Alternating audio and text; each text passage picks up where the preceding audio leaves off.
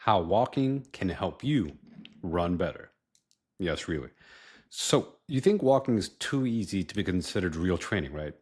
Think again.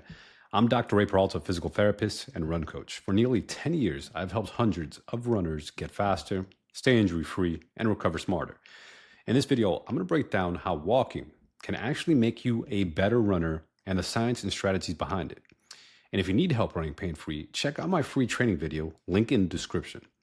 So why walking is underrated? Again, most people think just dismiss walking because it's just part of daily life, right? You just have to you walk to, walk around your home, you walk around your workplace, you walk to around the grocery store, etc. But walking does have some serious health benefits. And then if you don't walk enough, and as you get older, if your walking speed starts slowing down, the slower you walk, it's actually linked to higher mortality rates, actually higher risk of death. So if your walking speed is lower than 1.7 miles per hour, right? If you're relatively young, 30s and 40s, you're not going to really notice that. But as you get older, right, if you're 60s and 70s and your walking speed is less than 1.7 miles per hour, that's actually been linked in a lot of research studies to a higher risk of death or mortality. Right. So every, decade of life, right, if you're like losing zero point 0.1 meters per second in your gait speed, you're actually increasing your risk of death. So walk briskly, walk fast to try to offset that. And it's actually a health marker. They call it the sixth vital sign of gait speed or walking speed. Walking speed matters. So, what is another benefit for your average runner in their 30s and 40s? Walking just helps you recover, right? So, running is high impact; it's 2 to 3 times body weight, but walking is much lower, only 1 to 1.5 times body weight, right? So, if you're a 100-pound runner, that's usually just body weight when you walk 100 pounds, but when you run, that's 200 to 300 pounds of force going through your joints, right? So, you can see how walking is already low impact compared to running. It's great for active recovery, right? You could get zone two benefits with walking, even if you're like, oh, but I'm already very fit. Walking doesn't get my heart rate to zone two. You can walk faster, race walking. They call speed walking, right? You're pumping your arms, but you're still walking. You can actually achieve pretty fast walking speeds with race walking and actually get zone two endurance benefits. I've done this myself and have coached athletes how to do this as well. So walking keeps you moving without overtraining, without putting too much stress on your joints. Again, beginners often do their easy runs too hard. They're like, oh, I'm gonna do the running plan I'm following says I should do a recovery run. I'm like, no, oftentimes you're doing a moderate training run. You're just going too hard. You think you're doing running, but you think you're doing easy running, but you're actually doing more moderate running. So instead of doing a recovery run, do a recovery walk. So I tell them swap those out for walking days instead of thinking they're doing a recovery run when they're oftentimes their body's not even actually recovering from the recovery run. They should actually do a recovery walk. Okay, benefit number two, walking sports healthy weight. Running every day is tough. And, a lot of times, and I feel you on this, a lot of overweight runners or overweight people get into running because, like, oh, it's going to be a great way to lose weight. Not realizing that running actually is a very stressful sport, right? They think, oh, running is easy. I can just get into running. Then they start putting themselves at risk for injury. And as a physical therapist, I've seen this. They come in, they got excited about running, but then they started getting hurt. So if you're an overweight beginner runner, I actually recommend walking instead. Now, you can still do some running, but I recommend mostly walking during the week, especially if you're an overweight beginner. So you could build up your fitness to just your base fitness, right? You should be able to walk at least like an hour, be able to walk a 5K, right? Walking allows for higher weekly volume. You actually get high mileage weeks with walking with less injury risk instead of trying to force yourself to do a bunch of miles with running and then putting yourself at a risk of injury, then not be able to exercise at all because now you just have a severe shin splint or even a stress fracture. So typically for weight, if you're trying to lose weight, if you're an overweight runner, it's usually 5 hours a week of aerobic activity. It could be a combination of things, right? It could be running, but again, that could be too much stress on your body. But walking, you can actually do brisk walking and lose weight with brisk walking, something that a lot of people don't know about. And then yes, you could do other types of cross training, biking, swimming, rowing, etc. But here we're talking about walking, and walking, you don't even have to go to a gym. You could just go walk outside, or if you need be, you could just walk indoors. You got to pace inside your home or hallways. Practical tip: if you find it hard to get it going with walking, like, oh, how do I fit walking in? I have a very busy schedule.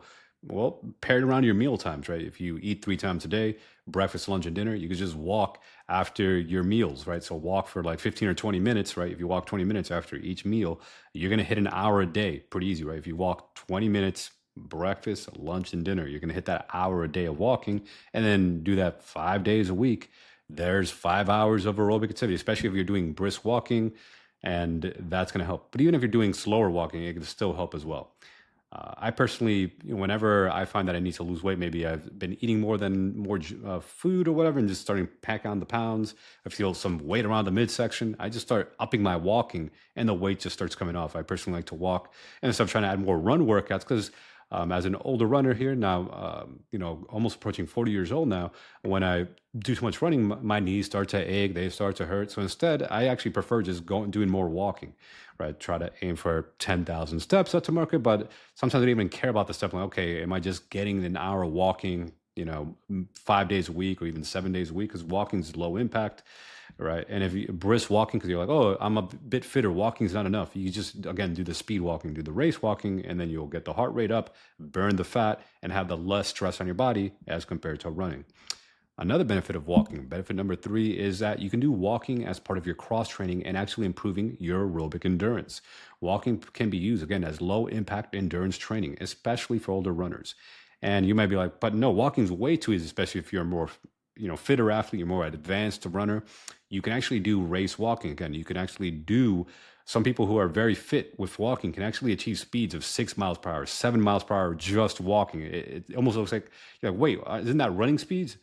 So the sport of running is defined as one foot is, you're actually leaving the ground, the running gait cycle. So as your foot hits, you actually have a float phase as both feet are off the ground and then they transition and so forth. But with walking, when you're walking, you actually always have one foot on the ground as the other foot is you're always with one foot on the ground. So that kind of separates between walking and running. So you can actually do race walking, very fast speed walking, and get aerobic endurance benefits, which actually going to help as cross training. You can even do different styles of walking workouts. You may walk slow, then walk fast, like an interval race walking workout. And then obviously walking up hills. You could actually walk inclines.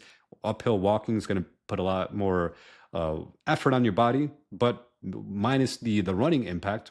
So you get the benefit of aerobic and training with hill training, just walking up and down hills.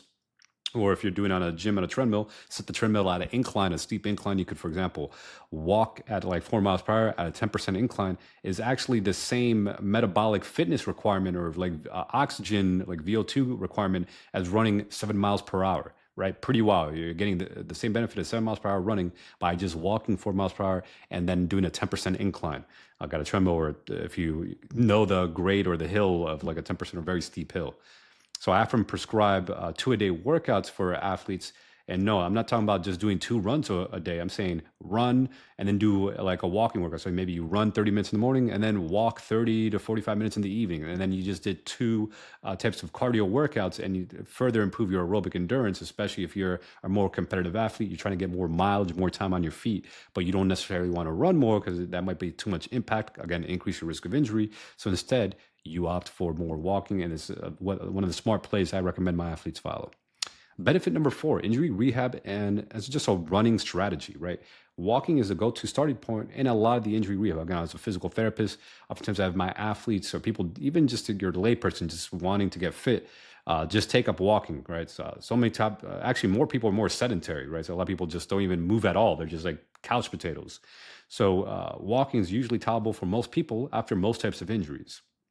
And then for your runner, for many runners post injury, I tell them, hey, monitor your pain, right? It should be less than 5 out of 10. And any increase with the walking should resolve within 24 hours. And then as you get fitter, the same guidelines, but then doing it with a run walk interval, right? So they, for example, run for 5 seconds, walk for 55 seconds, or then as they get a little fitter, increase the run duration. So maybe now they're running for 30 seconds, walking for 30 seconds, and then doing that for 10 minutes, 15 minutes, 20 minutes, 30 minutes, and so forth. And the interesting about this, this doesn't just have to be for injury rehab. You could actually do this as a race strategy. You can actually do a complete marathon with run walk method. Some people call this Jeffing, the Jeff Galloway method. Definitely, kudos to Jeff Galloway for making this popular. But run walk pacing, I like to think of it as just interval training, right? You're running, right? you're running and then you slowing down to a walk. And then there's that walk person, that's your recovery. So that's your active recovery within the race. So when you're doing this for a race, for example, like a half marathon or marathon, every mile marker, right, you usually have an aid station. So you may run a mile and then you're going to walk for maybe 30 seconds or 60 seconds at the aid stations. You could take your fuel, drink some fluids, and then you run again, then you walk again, right? And you can just continue this for the duration of the race. So it's actually a great strategy. And it's not just for beginners. Even people who run like sub 3 hour marathons are able to, you can actually do a run walk and achieve a sub 3 hour marathon. It's pretty wild. Almost all my beginner and returning athletes, especially if they've taken a long break away from running, I have them start with run walk before really ramping up their mileage and increasing the run duration. So, walking isn't just plain old walking. It's a recovery tool, fat loss strategy, cross training method, and can help you return to running after injuries. And if you're serious about running pain free, don't sleep on walking. So, check out my free training on how to run pain free, a link in the description, and let's get you back to running stronger, smarter, and injury free.